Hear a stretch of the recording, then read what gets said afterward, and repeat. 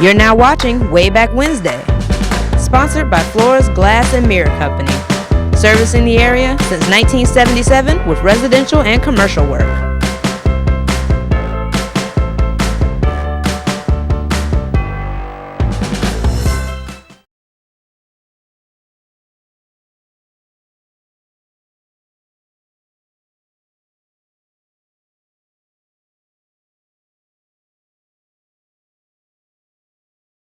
Well, good evening, folks, and welcome to another episode of Wayback Wednesday. I'm your host, Randy Adcox. Glad you could be with us tonight.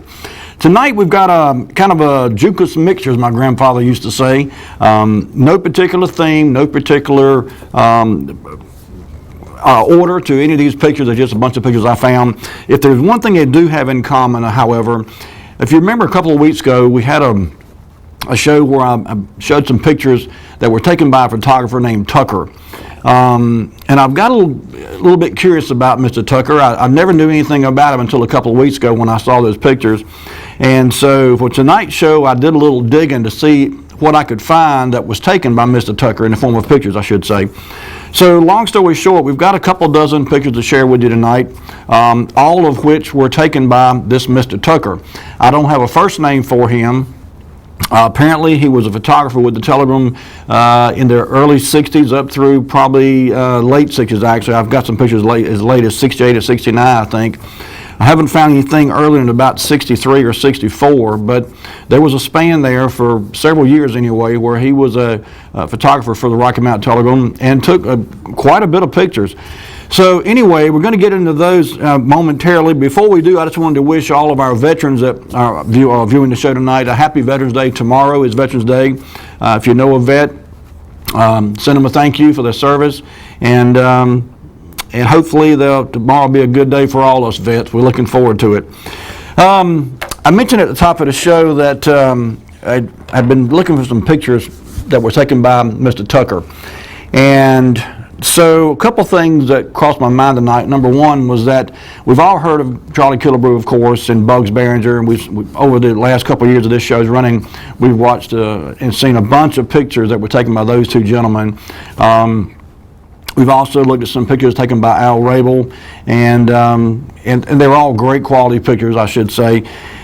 This Tucker gentleman was something that I was a little startled to find. If you remember, he was actually, I thought those landscapes pictures were kind of all done by Charlie Killebrew, and then I started finding pictures that in that landscape category that had by Tucker at the bottom. So I started digging around, as I said, trying to find a little bit about Mr. Tucker, and so far I've drawn a big blank on who he was. I have found a bunch of his pictures, so we'll get to those here in just a minute. But if anyone knows anything about this Tucker, like I said, he was a photographer with the Rocky Mountain Telegram, probably from, 63, 64, up through around 68 or 69. And he took a ton of pictures. I did a search earlier today in the newspapers.com website that I mentioned frequently on the show, and it was over 1,000 results came back from my search. Now, sometimes the newspapers.com website will duplicate results, so out of that 1,000 and some pictures, several of them I'm sure were duplicates. In fact, I saw some as I was going through picking pictures for the night show. I saw some duplicates in there. But the point is, he was a fairly prolific photographer in his own right, and I don't know if he was from Rocky Mountain originally. My guess is he probably was not, and he probably moved on after his stint here with the Rocky Mountain Telegram to another newspaper or another venue where he could take pictures for. But in any case, the very first picture we've got tonight, Lee, whenever you're ready, you can throw it up on the screen. There was a blood drive here in Rocky Mountain in 1965, and the railroad car in the background there says your heart pumps about a tank full of blood about each 2 days. And that was kind of the thing for this Heart Fund campaign that took place in February of 1965. And I'll read the caption here for you. It says, a human heart, the authorities say, pumps nearly enough blood in 2 days to fill a railroad tank car and will still outlast the car. Here, an old ACL tank car was brought out to help kick off the 1965 Heart Fund Drive. In the photo are, left to right, M.S. Jones, ACL District Superintendent and Business and Professional Division Chairman of the Drive, Mrs. T.P. Williamson, Special Gifts Chairman, and Mayor John T. Menges. So, and you see in the bottom right-hand corner, it says Telegram photo by Tucker. And lots of these photos were identified simply by saying photo by Tucker. As I said, I don't know who this gentleman was, but this was a neat photograph. And, you know, the railroad car kind of put things in perspective. That's something that, first of all, I never had any idea a human heart could pump that much blood in 2 days. It's amazing in itself. But the fact that they brought this tanker car out to kind of help visualize how important it is to participate in these blood drives, I thought was a neat marketing idea, and hopefully it was successful. But that was in February 1965. Okay, this next picture was from May of 1966, and again, it's another from Tucker. And if you remember a couple of weeks ago, we actually mentioned Bates Manufacturing here in Rocky Mount. And the best we can determine, Bates Manufacturing, at some point after the plant was built, became Phillips Fibers out there on Atlantic Avenue Extension. But this was a neat little write-up here, and there was a right nice article that accompanied this picture, but I just brought the picture in. It says, the caption reads, high-ranking officials from both Bates Manufacturing Company and its subsidiary company, Phoenix Works, flew into Rocky Mount for an on-the-spot inspection of operations at the local plant this week. Phoenix announced yesterday that the first phase of production was underway, leading to the production of synthetic fiber. Shown at their departure yesterday with local officials are Lee Nally, a Rocky Mount resident who is works manager here, Norman Alexander of New York City, president of Phoenix Works, Mayor John Menges, Arnold Ginsberg, president of Bates Manufacturing Company, also of New York City, and Hugh Sawyer, executive secretary of the local Chamber of Commerce. So, a couple of folks called in last week and you know, give us a little bit of information about the Bates Manufacturing and how it later became Phillips Fibers, and the fact they did manufacture fiber, synthetic fiber out there for making garments and obvious different things. But this was a big deal, you know, when this plant first came here. A lot of promotion. I saw several articles about this Bates Manufacturing. And the irony here is that I was very familiar with Phillips Fibers and knew a couple of folks who worked there in many years back, but I'd never heard the phrase of Bates Manufacturing until I stumbled across these articles here. So again, this was May of 1966. Okay, Lee, let's go to the next one if we could. This picture here was taken at the Children's Museum in October of 1965, and I'll read the caption here. This is pretty neat. Sailfish for Museum. Mrs. Margaret McGee, staff member, gives final touches to the latest Children's Museum acquisition, a 9-foot 9-inch Pacific sailfish presented by local businessman G.A. Wilkinson. Wilkinson caught the spectacular fish off Acapulco, Mexico. We are very happy to accept this fine specimen. It will clearly demonstrate the difference between the Atlantic sailfish, the blue marlin, and the larger Pacific relative. We have had the smaller fish for several years now, said the director, Mrs. May Bell. And by the way, Miss May Bell is still with us. I think she has recently celebrated her 102nd birthday this year. May even be 103rd. She's 102, 103, one or the other. I haven't seen her in a few months now, but I did stop by and see her several months ago, and she was doing fine. But anyway, I don't remember this fish in the Children's Museum. This was, again, October 1965, and we made, as a child, made many trips to that museum. It was kind of a regular trip for us. All the kids in our family, in fact, in our neighborhood, would make routine and regular trips to the Children's Museum. And I probably saw that fish, but I just do not remember it. Certainly by the time I was old enough to be going in and out of there, it was there on the wall. So I'm sure I must have seen it. We'll come in contact with it on one of my trips, but I honestly did not remember until I saw this picture. And even then, I can't say I remember it for sure. Okay, moving along. And most of these, as you'll see, are from 1960 and so forth. In May of 1966, now if you remember, I don't know, it's been 6 months ago now, we talked a little bit about some miniature slot car races, racing venues around Rocky Mount where you could go and pay a fee or whatever and get to race around little slot cars. And there was one over off Fairview Road over there, where Bobby Baird in later years had an auto parts store there. There was a little convenience store there at one time too. But at one point there was a slot car track in there. This one, however, was on Main Street, and I'll read the caption to you. This is in May of 1966. It says City Cub Scouts are making their final preparations for the, oh, I'm sorry, I got out of track here. This is not the slot car, this is the Pinewood Derby race. We'll get to a slot car race later. But this was actually the Pinewood Derby race, and this says, I'll go ahead and read the caption. City Cub Scouts are making their final preparations for the annual Pinewood Derby, a feature of the coming Cub Scout circus. Pinewood Derby, that's the Cubs version of the miniature soapbox derby. The Cubs are gathering around the starting position while a den mother, Mrs. Betsy Swanson, acting as the official starter, prepares to begin the race. The little handmade cars race on a long ramp, and the car gaining the greatest distance off the incline wins. The Scouts, left to right, Ricky Swanson, Kenneth Harris, and Mark Radford, are from Den 4, Pack 31.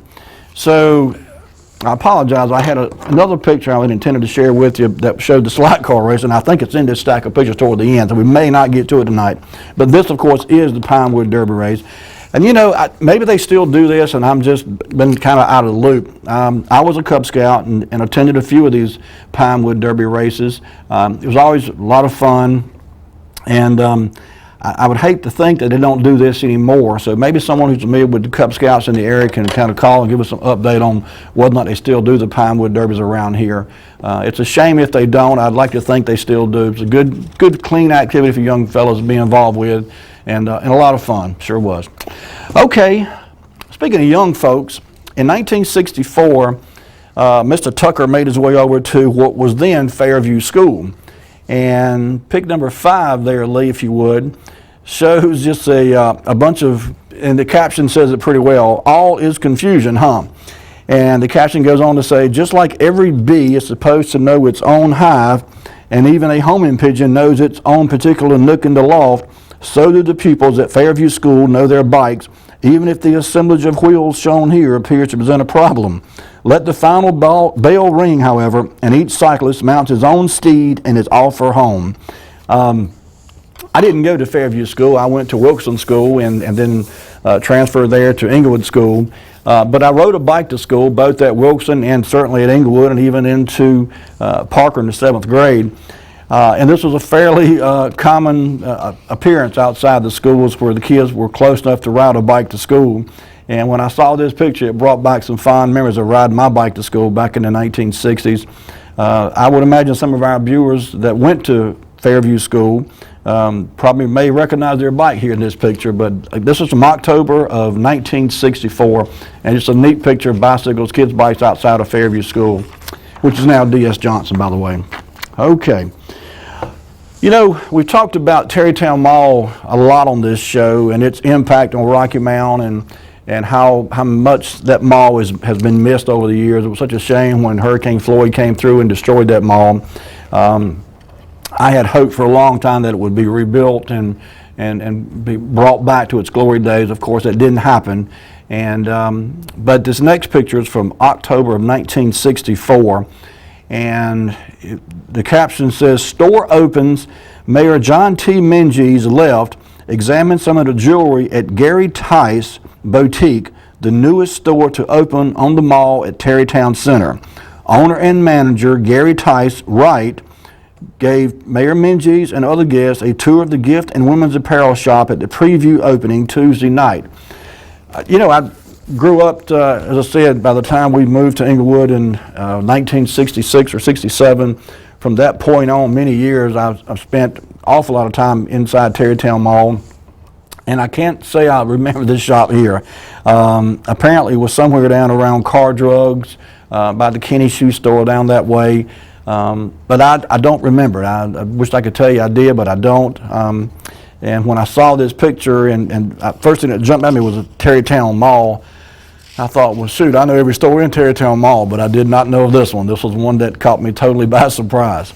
So anyway, October 1964, Gary Tice Jewelry Boutique at Terrytown Mall. Okay. All right, Lee, I'll tell you what, let's go to the next one then. Picture number 7. Some of you may recognize this young fellow. I certainly did after I read his name anyway. And this was, if you remember the landscapes, that's how I first stumbled across Mr. Tucker and his photography work. And again, this is just captioned at the very bottom, telegram photo by Tucker. There's a little short write-up, and I'll read that to you in just a minute here.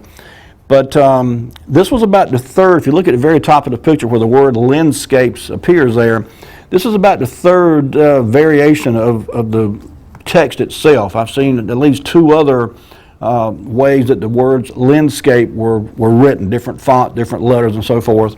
But this was from October 1964, and for those who don't recognize this fellow, I'll read the caption to you. This is little George Lee and his pet cat. They said they furnish ample proof that wet weather is healthy neither for man nor beast as they contemplate the downpour from a living room window. George, 5, is the son of Mr. and Mrs. Philip Pale Lee, Lafayette Circle. George and I went to school together. I hadn't seen him in several years now, but I have to get up with him and send him a copy of this picture, see if he remembers his cat. As I said, it was 5 years old here in this picture, and apparently it was pouring down raining when this picture was made.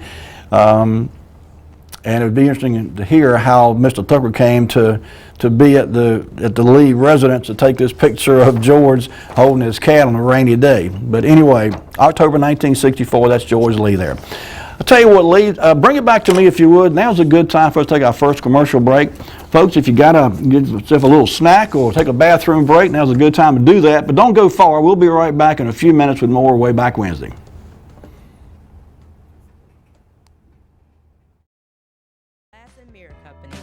Servicing the area since 1977 with residential and commercial work.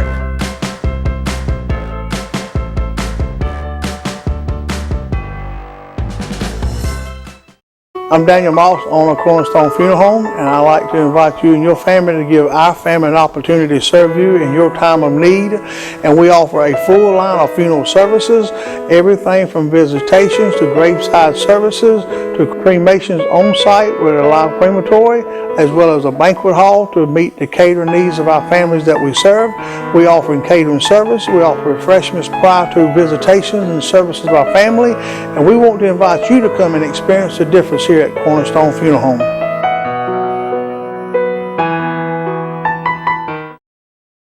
When faced with special care needs for elderly or disabled loved ones, families want compassionate, comforting care. That's Tender Touch Home Care Services' goal, providing the level of care we would expect for our own. With over 10 years of home care excellence, Tender Touch provides an array of services that keeps your loved one at home. From personal care, light housekeeping, errands, and meal preparation, to our private duty care program, which combines all of our home care offerings in one package. Tender Touch Home Care Services, where your needs are our concern.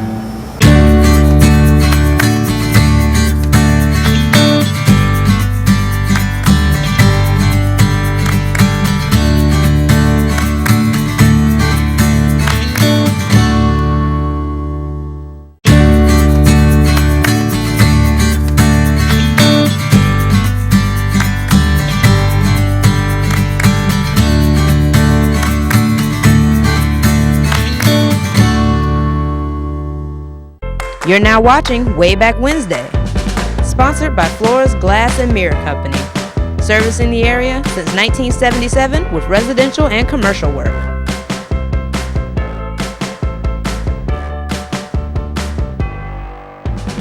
And we're back. Folks, for just tuning in, you're watching Wayback Wednesday. I'm Randy Adcox. Glad you could be with us tonight. We're talking about some pictures that were taken by a photographer that used to work for the Rocky Mountain Telegram by the last name of Tucker. Don't know anything about Mr. Tucker other than the fact that apparently he was employed by the Rocky Mountain Telegram from about 1963 or 64 up through at least 1967 or 68, thereabouts. And tonight, earlier today, in fact, when I was getting ready for the night show, I pulled up what's become my favorite website of all times, newspapers.com, and just did a quick search on photo by Tucker. And lo and behold, there was over 1,000 responses that came back. And so I started going through the pictures, and a lot of them were, he took a lot of sports-related pictures too, by the way. I saw a lot. In fact, we're going to show you in a minute a couple sports photographs that he had taken. But a lot was just simple day-to-day shots at life, if you will, around Rocky Mount.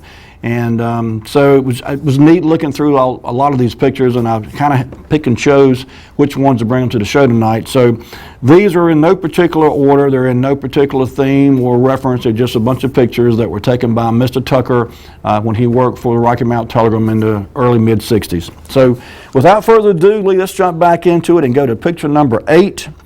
And, you know, as an old hometown boy here, I thought I knew about all there was to know about Hardee's food systems, and certainly there's been a lot of publicity over the years. We've talked about Hardee. Oh, we got a call. Let's get this call. Hello, caller. You're on the air. Yes, about that Tucker. Yeah. This might help you, and the only information I got on it, his name was Larry Tucker. Larry Tucker. Okay. If that'll help you, maybe you can do some research on that name. Well, I will sure do some digging, and thank you so much for bringing that to my attention. I appreciate that. Yes, sir. Have a good evening. You too. All right, well, there we go. Now we got something we can go on. We'll try to track down Mr. Larry Tucker, see what he's up to these days. As I said, I heard about Hardee's, being an old Rocky Mount boy, but I was really surprised when I stumbled across this picture here, and particularly when I read the caption. So I'll read the caption to you and then see how many of you are as surprised by it as I was. Here's what it says. Horst Erkler, second from right, of Bremen, Germany, is greeted as he arrives in Rocky Mount to attend Hardee's Food Systems 6-week management training school. Eichler will manage Hardee's restaurants in Heidelberg, Germany. Welcoming him are, from left to right, Thomas Looney, Hardee's Personnel Director, Jim Gardner, Hardee's Executive Vice President, and Rocky Mount Mayor John T. Menges. And you know what? I just realized this picture got in the loop somehow. This is a Charlie Killebrew picture.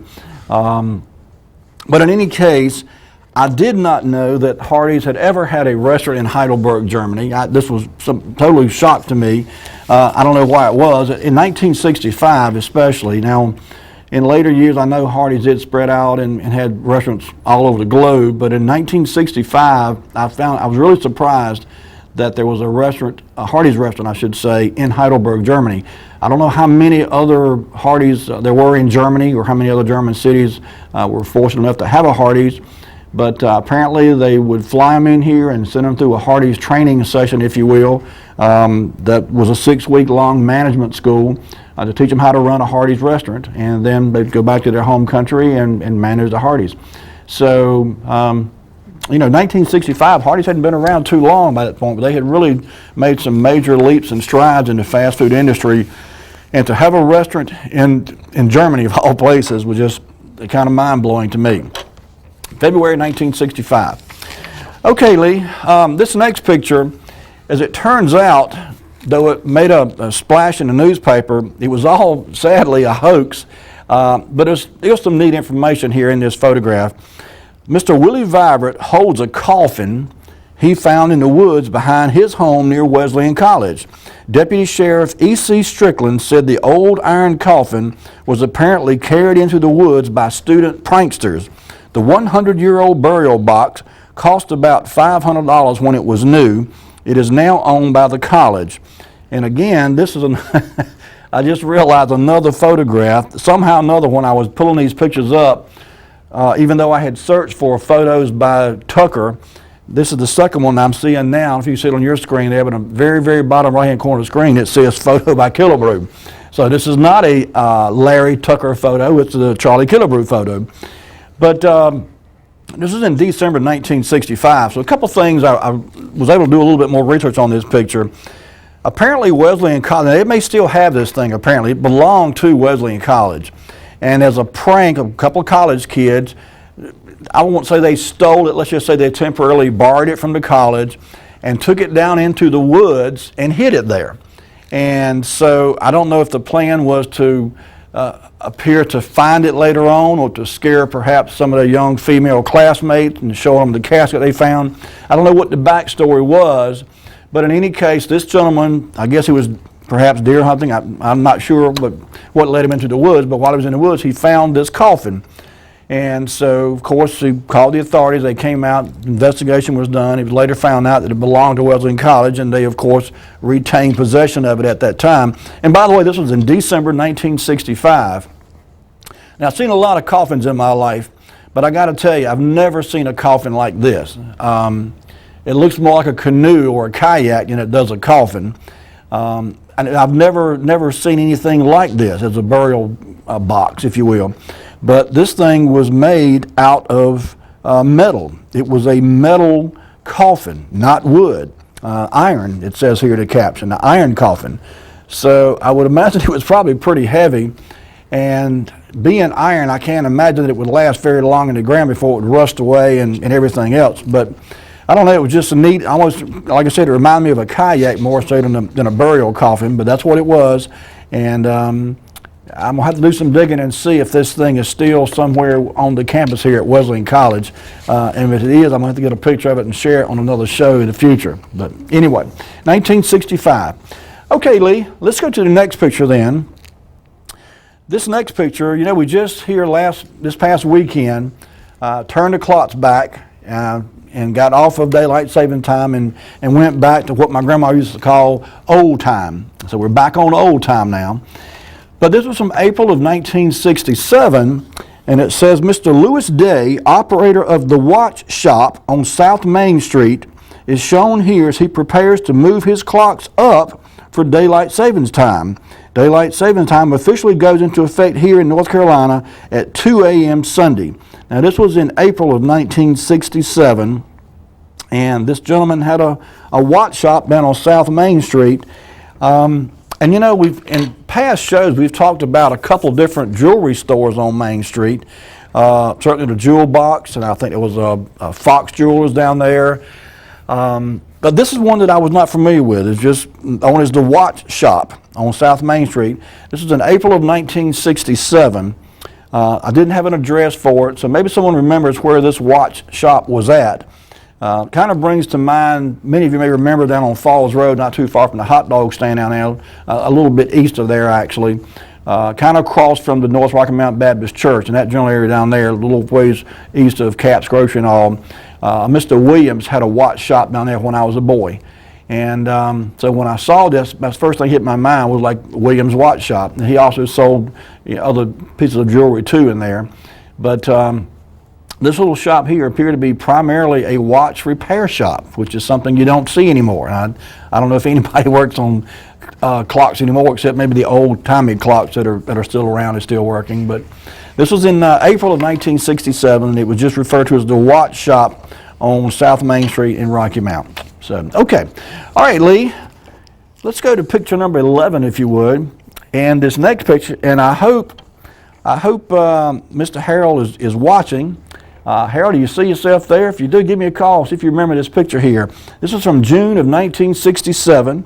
And it says, JC presentation, Miss Rocky Mount, Miss Ann Robertson, Center, is shown here receiving her $250 scholarship from local pageant chairman and now president of the Rocky Mount JCs, Harold Winstead. Contestant favors from business manager Phil Craig were also presented. So I can't say I remember Miss Robertson, Miss Ann Robertson. Obviously a very pretty lady. This was from June in 1967.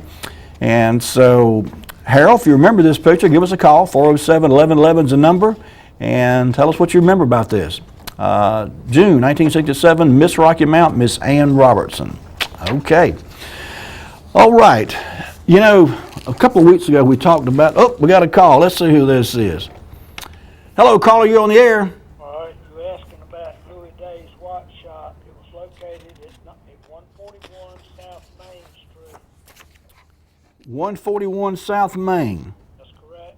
Okay, and how do you refer to it? The Watch Shop is listed in the 1956 telephone directory as the Watch Shop. Okay. 141 South Main Street. Does it show the owner? Well, Oh, Lewis Day. I got it. Yeah. The name of the place is the Watch Shop, but I know who he was. You're right. Yeah, it was in the caption too. Okay. All right. Good deal. Bye. All right, buddy. Thank you.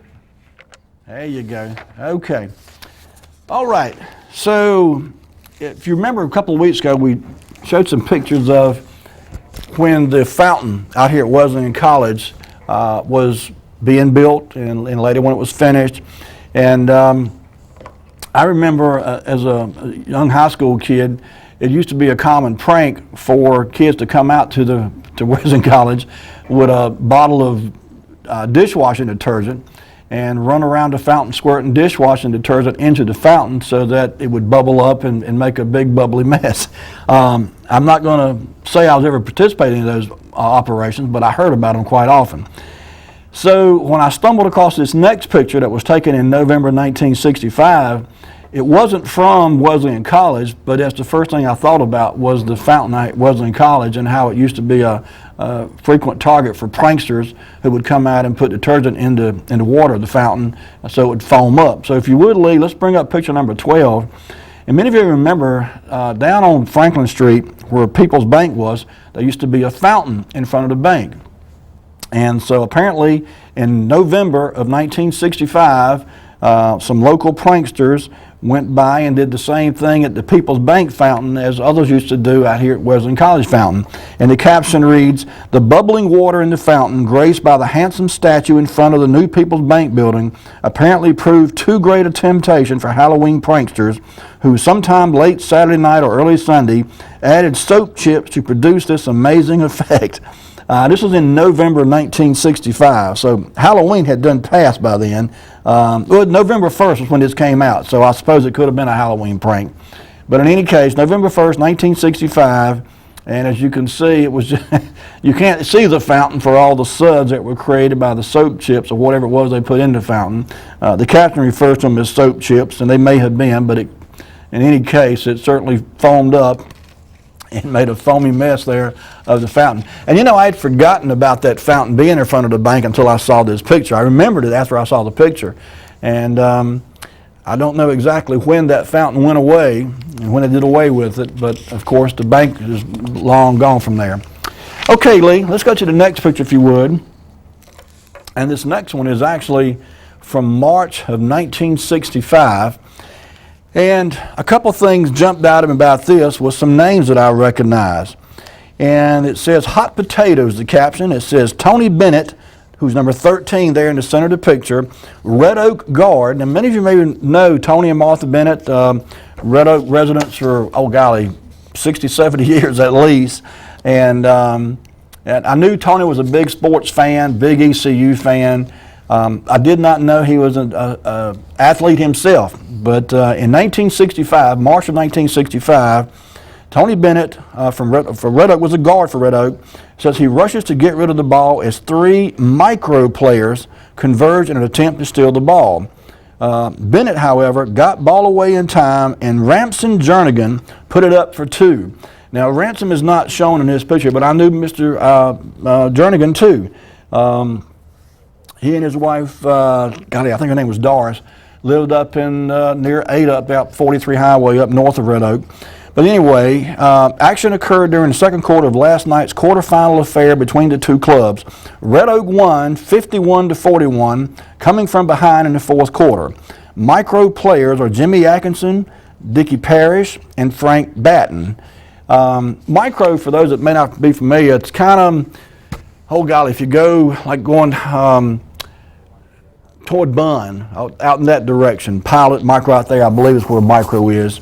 But anyway, 1965 was when this picture was taken, and this was one of Mr. Larry Tucker's photographs here. So as I said, I saw a bunch of sports photographs that he had taken, a bunch of baseball pictures, football pictures even. And so during his tenure at Rocky Mount Telegram, he took quite a few pictures, and it was a great photographer in his own right. Like I said, we've talked often about Charlie Killebrew and Bugs Behringer and even Al Rabel, but I'm beginning to find some very interesting characteristics in the photography of Mr. Larry Tucker too. So anyway, this next picture is from 1964, and it's actually, this is another one of these, you notice the landscape at the top of the page there. This is a different text altogether than the last landscape picture we saw. This is another picture by Larry Tucker.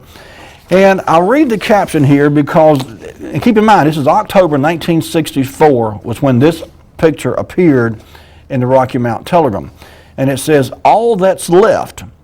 time was when the elevator at the Rick's Hotel did a thriving business catering to the ups and downs of the hotel patrons. Today, however, this skeleton is all that's left of the old elevator and just about all that remains of the old Rick's. Now, I'm not sure what to make of this caption because the Rick's Hotel was still around in 1964, at least the building it was. And in fact, I believe that building was torn down somewhere in the early 1970s, 71, 72, somewhere along in there, if I remember correctly. But in any case, apparently there were certain parts of the old hotel that were taken down before the entire building was demolished. As I said, I want to say it was 71 or 72. But anyway, this was a picture of the elevator shaft that was in the hotel. Okay, we got a call. Let's get this call. Hello, caller, you on the air? I think the Rick's Hotel was taken down way before 1970, sometime about the early 60s. I'll tell you why I don't think it was that early. The next picture, Lee, hang on there if you would, Eric. Lee, put up the next picture if you would. This is from 1965, September of 1965, and the old Rick's Hotel building is still there. So I'm not sure. I thought we had, in a prior show, covered this, that it was there into the early 70s, but maybe not. I'm really not sure. That picture clears it up right there because that automobile in the middle of the picture is a 1959 Ford. So that building in the background was still there in 1959. I'm just wrong. Well, and this picture was actually appeared in the Telegram in 1965. Okay. So, I'm not sure exactly. Now, it's possible this was an older picture too. That's possible. The fact that it appeared, but it says in the bottom right-hand corner, it says photo by Tucker. Okay. But I'm gonna do some more digging and see if I can nail down exactly when the demolition of the Rick's Hotel took place. I'm certainly possible I'm wrong too, but I'll do some more digging. We'll find out. Well, that 59 Ford automobile is sitting right there, and the building is standing in the same picture. So that is an explanation to it. Exactly. Well, we know it was there in '59. You're right. Beyond that, I'm not sure, but we'll try to do some digging and find out. And by next week's show, we'll try to get a definitive answer about that. All right. All right, buddy. Thank you. Now. Okay. All right. So yeah, this caption here, it says Belt Tylers has opened up another customer and employee parking lot on the site of the old Rick's Hotel building to swell downtown parking facilities.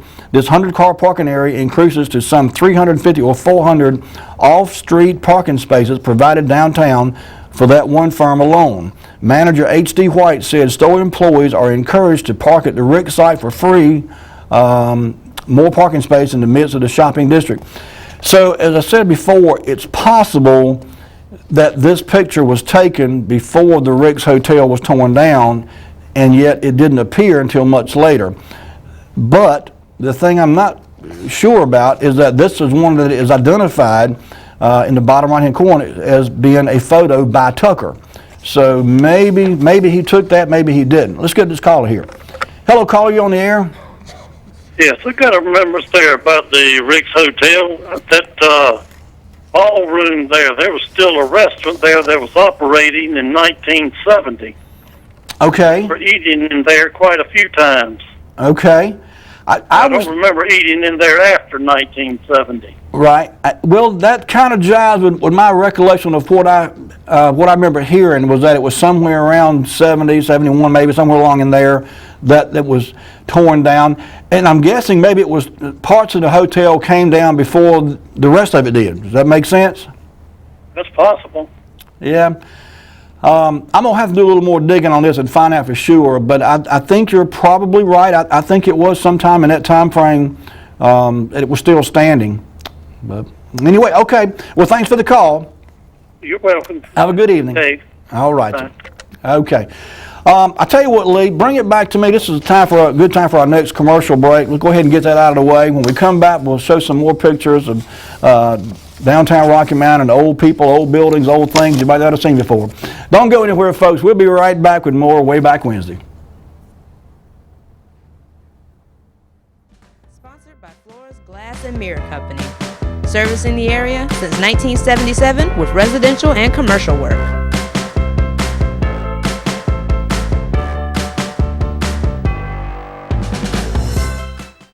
I'm Daniel Moss, owner of Cornerstone Funeral Home, and I'd like to invite you and your family to give our family an opportunity to serve you in your time of need. And we offer a full line of funeral services, everything from visitations to graveside services to cremations on site with a live crematory, as well as a banquet hall to meet the catering needs of our families that we serve. We offer catering service, we offer refreshments prior to visitations and services of our family, and we want to invite you to come and experience the difference here at Cornerstone Funeral Home.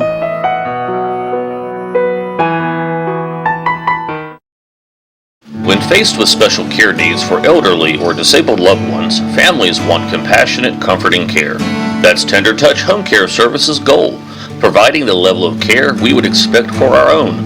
With over 10 years of home care excellence, Tender Touch provides an array of services that keeps your loved one at home. From personal care, light housekeeping, errands, and meal preparation, to our private duty care program, which combines all of our home care offerings in one package.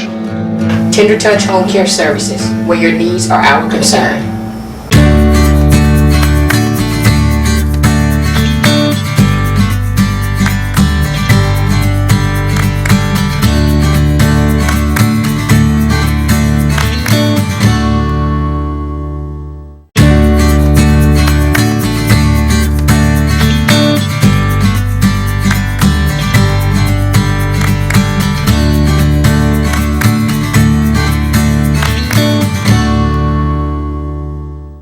You're now watching Wayback Wednesday, sponsored by Flores Glass and Mirror Company, servicing the area since 1977 with residential and commercial work.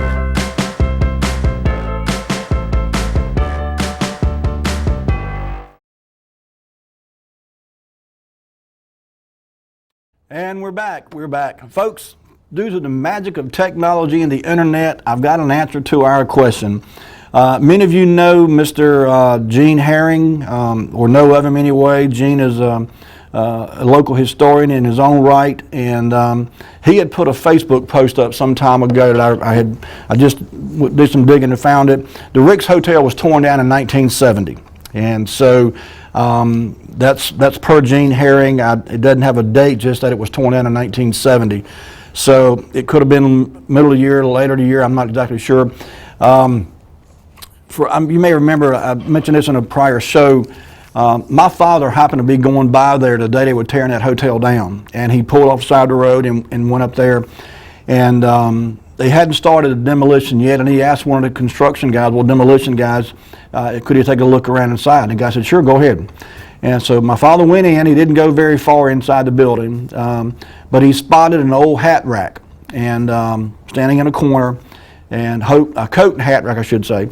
And so he asked the guy, could he have it? And the guy said, sure, take it. It's going to be torn up with everything else. And so my father grabbed that old coat and hat rack and brought it home. And for many years, it sat in our house, in our living room. And then in later years, it made its way out to the garage. And where it went from there is anybody's guess. I have not seen that hat coat rack in probably 30 or 40 years or more. And I wish it was still in the family. I'm sad to say I have no idea what happened to it. My guess is it got gone to a yard sale, but I don't know. But I didn't realize that must have been 1970. That's when, according to Gene Herring, when the hotel was torn down. So that must have been when my father acquired that. So anyway, all right. So moving on. We've talked about the Rocky Mount Fair many times on this show, and it's really a sad commentary that we don't have a city fair anymore. Wilson still has one. Greenville still has one. And we still have a great place to have a fair. The old fairground out on 64 Highway is still as good a place to have a fair as any fair around the area. Plenty of parking. There's plenty of space out there. I truly would love to see somebody pick up this project and run with it, and let's get another Rocky Mount Fair going. But every time I run across a picture when I'm preparing for a show of the fair, I stop and marvel at it for a few minutes. And tonight I did that, and so I've included one, and this is from September of 1964. Lee, if you would, go ahead and bring up picture number 16. And the caption reads, "We are not invaded.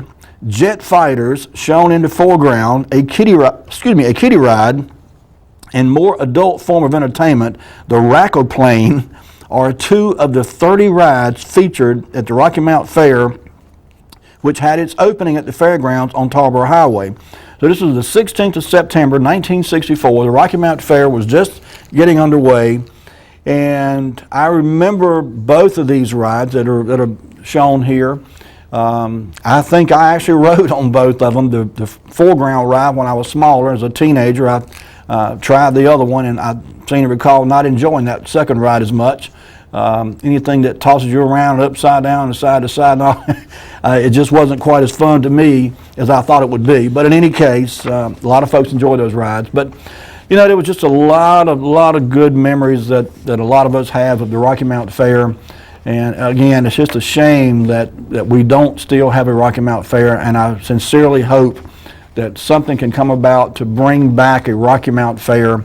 And if anybody's got the least bit of interest in trying to get this thing off the ground, feel free to call me or reach out to me. Anything I can do to assist or to help, I'll be glad to do that. But I'd love to see us get a Rocky Mount Fair started again. Okay, Lee, let's go on then to the next, if you would. February 1965, this picture was something that I had never knew even happened in this area, but I was really interested to find out a little more about it. This is a bus that was loading up local people who were obviously unemployed. And keep in mind, this is February 1965. It's the dead of winter. It's cold out here. And these men were getting ready to load a bus, and they were going south. They were going to Florida to work as migrant workers. Now, how about that for a twist and a turn of fate? It says these local unemployed people were signed up to work until summer in the Florida citrus groves by the local office of the Employment Security Commission. A total of 31 men have been hired from Rocky Mount area. In the photo, the men line up to get aboard the bus, which will transport them to Tavares in the citrus-producing area of Florida. Who knew that we had migrant workers from Rocky Mount to get on buses and go to Florida and pick fruit in Florida in the dead of winter in 1965. This was this was shocking to me on so many levels. I mean, the fact that we had unemployed people here that felt like they had to get on the bus and go to Florida to find work is a sad commentary in itself. But you know, they had families to feed, I'm sure. They had, you know, bills to pay, and there was an opportunity here to go make some money, and it was steady, gainful employment. And it's just something now I have a hard time seeing very many folks in Rocky Mount, or anywhere else for that matter, willing to get on a bus and travel to another state hundreds of miles away to do this kind of back-breaking work. I'm sure it was nothing about it enjoyable, other than the fact they were in a warm part of the country as opposed to being back here where it was brutally cold in the winter. But anyway, that just jumped out at me as being something that I had no earthly idea had ever taken place in Rocky Mount. But we did have local migrant workers that were transported to Florida to work in the citrus fields picking fruit. How about that? All right, Lee, this next picture was something else that kind of tugged at my heartstrings a bit. This was from December 1965, and it says, "Yuletide Guys and Dolls. Salvation Army Captain William Williford holds dolls which will be distributed by the Salvation Army to needy children in the annual Salvation Army Santa Claus program. And JC Representative Tom Young holds a donation receiver symbolic of the many different civic groups which have manned the Salvation Army booth near Belt Tyler's, where shoppers can contribute to the Salvation Army Christmas program. Local women's organizations have dressed about 30 dozen of the dolls." I included this picture tonight because just today I saw the first bell ringers out in front of some of the local department stores. If you get out and about doing your Christmas shopping, you're surely to run into these people out in front of Walmart, out in front of Target, out in front of the malls, just about everywhere where shoppers are going to be Christmas shopping. You're going to see these bell ringers. And if you do, and you've got a couple bits of spare change in your pocket, toss a few coins in the pot for them. Or if you're feeling especially good-natured, throw a couple bills in there. I'm sure it'll go to a good cause. The Salvation Army does great work all over the country, certainly here in Rocky Mount. And this picture from 1965 proves that they've been doing good work in this area for more than 50 years now. So it's a great lesson there, and just something to keep in mind as we move into the holiday season, that there are those less fortunate among us, and the Salvation Army does great work in trying to help those people out. Okay, Lee, picture number 19 is also from December 1965, and this was another store that I was not aware of, and I'll read this caption to you. And by the way, this is another one I see already that snuck in on me. There was actually a Killebrew photograph instead of a Larry Tucker photograph. But anyway, cutting a ribbon. When you open a new business, it has become customary to cut a ribbon in front of the place to signify that it is open. Here's the scene as Belt Tyler's new Sandy McThrift store was opened on Main Street. Among the snippers and interested observers are the following, left to right: Josh Munden of Belt Tyler's, J.G. Minton, merchandise supplier; Arthur L. Tyler, R.A. Eason of Belt Tyler's, Merchants Association executive Al Sweet, city manager William Batchelor, chamber president Howard Strandberg, and Belt Tyler store manager H.D. White.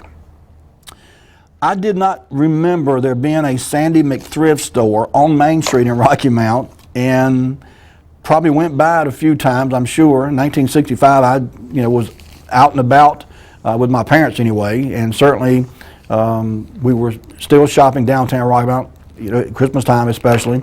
So I may have gone in this store, may have gone by it, but I didn't remember anything about it, frankly. So maybe some of you do. But Sandy McThrift opened up on Main Street as a subsidiary of Belt Tyler's in December 1965. Okay, I think we've got time maybe for one or two more. Let's go to the next one then.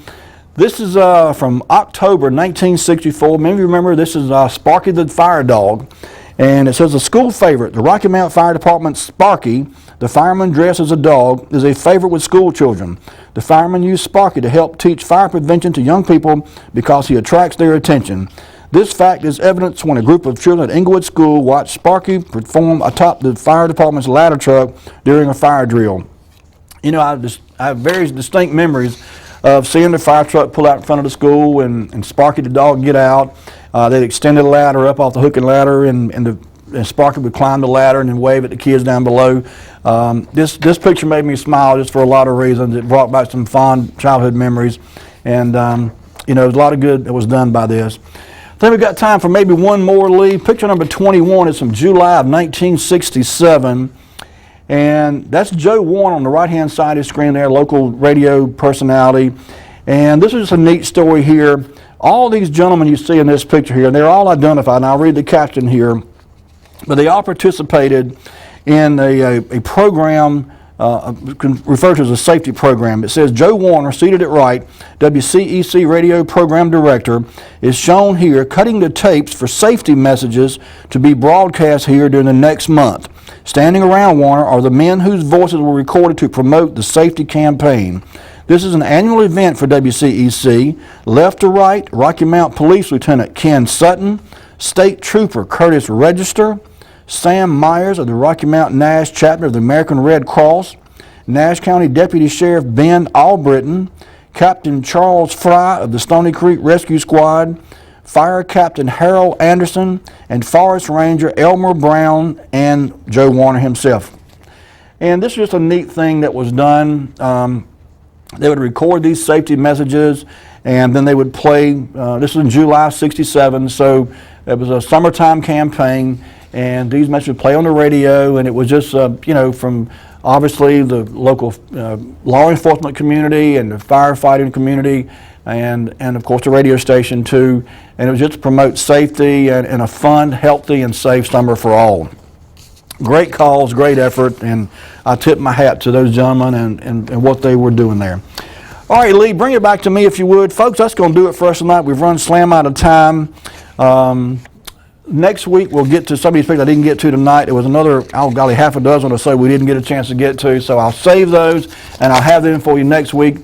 In the meantime, have yourselves a great week, folks. Take care of yourselves, be kind to each other, and we'll see you next week with more Wayback Wednesday. Good night.